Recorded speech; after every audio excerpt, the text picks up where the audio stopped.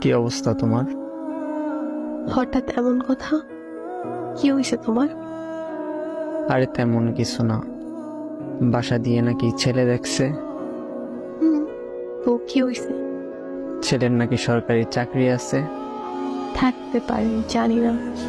ও আচ্ছা, তুমি এত কিছু কিভাবে জানলে? তোমার কাজিন বলছে। ও আচ্ছা, এইসব খবর ও ভালো রাখে। তোমার পরিবার তো মনে হয় রাজি। কি করবে এখন?